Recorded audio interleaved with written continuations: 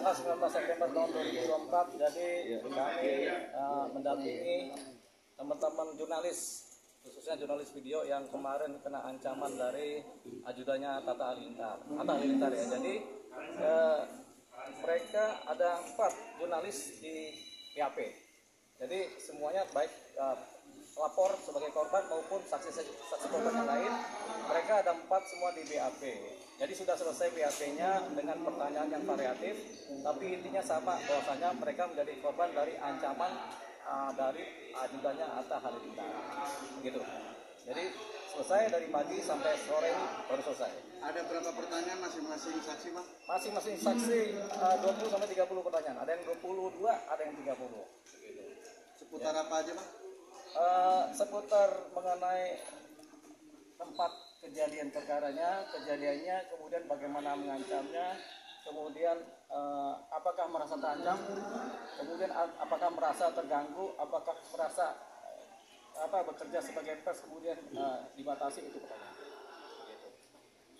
Mungkin ada bukti yang tambahan, Bang? Nah, buktinya pertama saksi ya, karena saksinya ada 4 nih langsung nih, jadi clear kesaksiannya, kemudian ditambah bukti video kejadian terjadinya pengancaman. Jadi sudah kita sampaikan dalam bentuk flash disk, sudah disampaikan ke penyidik.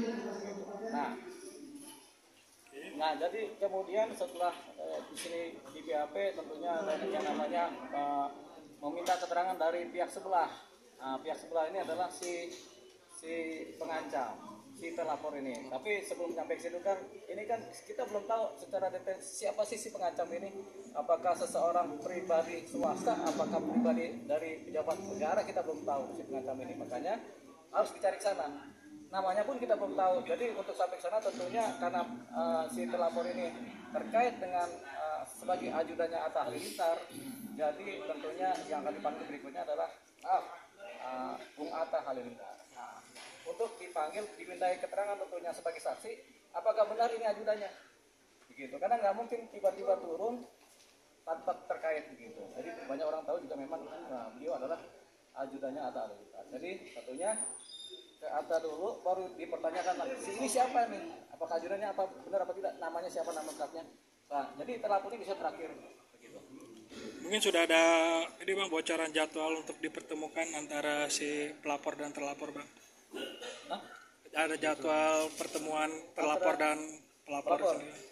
Ini kan pengancaman ya, pengancaman dan ini bukan persoalan cyber ya, yang ada kemudian mediasi ya. Jadi karena ini adalah tindak pidana publik murni, kemudian pengancaman murni, memang ada aduannya, tapi ada juga undang-undang pers yang dilanggar. Ini yang publiknya adalah undang-undang pers ini. Jadi kita kemungkinan tidak ada mediasi sih, tidak ada pertemuan mediasi. Jadi karena ini tindak pidana publik murni ya. Publiknya ada di undang pers, pengancamannya adalah aduan. Tapi karena ada publik murninya ya sudahlah. Tampaknya tidak ada mediasi, jadi prosesnya berjalan kontinus terus. Berarti Tidak ada. Tapi memang ada cerita di mana terlapor kemudian minta maaf secara mandiri ya, secara mandiri ke media sosial. medsos ya. Tapi itu kan permintaan maafnya juga ya begini.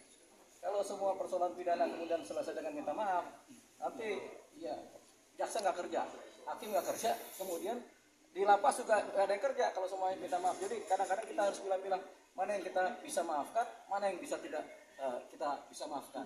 Tapi pada prinsipnya kalau ada orang minta maaf kan kita pasti memaafkan ya. Tapi kata Mahfud MD, kadang hukum harus jalan terus. Jadi memang hukum harus jalan terus ini.